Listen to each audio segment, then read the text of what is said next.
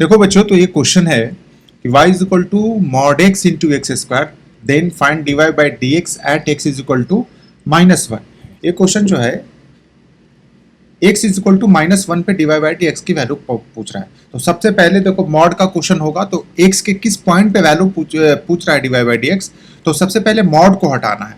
अब देखो, मॉड की मैंने प्रॉपर्टी बताया है कि मॉड x जो होता है, मॉड x होता है क्या, -x अगर x लेस देन 0 हो, है ना।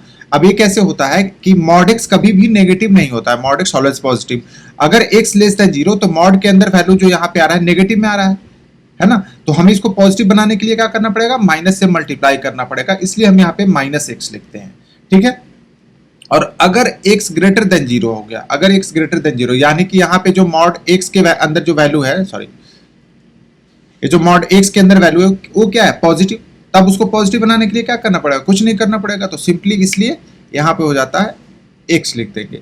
तो x लेस देन जब है तो -x और x ग्रेटर देन है तो x। अब ये माइनस साइन ऐसा मत समझना कि माइनस साइन कैसे, मॉड तो हमेशा पॉजिटिव होता है।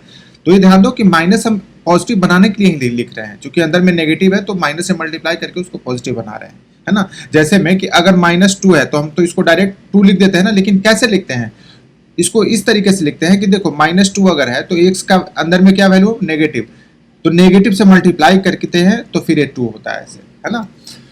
तो अब यहाँ पे देखना है कि at x is equal to -1 पे मॉड कैसे हटेगा। तो y इज इक्वल टू क्या होगा, y at x is equal to -1 है, तो -1 अगर हम यहाँ पे रखेंगे यानी कि मॉड के अंदर वैल्यू क्या आ रहा है, नेगेटिव आ रहा है। अब मॉड के अंदर नेगेटिव आ रहा है तो मॉड क्या होगा वो, चूंकि नेगेटिव है तो माइनस से मल्टीप्लाई होगा, तो ये क्या हो जाएगा, सिंपली -x, है ना, -x, क्योंकि मॉड क्या है, नेगेटिव है अंदर में, तो माइनस से मल्टीप्लाई करेंगे तो -x इंटू एक्स स्क्वायर, ये हो गया y।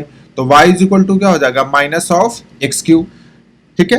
अब dy बाई डी एक्स निकालो, तो dy बाई डी एक्स निकाल लिए, ये हो जाएगा कितना, ये फॉर्मूला बता चुके हैं। तो x³ का डिफरेंशिएशन होता है, बाहर पावर आता है, फिर x⁻³ -1, तो ये हो जाएगा -3 इंटू एक्स स्क्वायर। अब पूछ रहा है कि dy बाई डी एक्स निकालो, dy by d x at x is equal to 1 पे, इसको ऐसे भी लिख सकते हैं, dy by d x at x is equal to 1, मतलब x का वैल्यू क्या पुट करना है इसमें 1, तो -3 इंटू 1 स्क्वायर, तो ये वैल्यू हो जाएगा -3, ये हो जाएगा बच्चों इसका आंसर।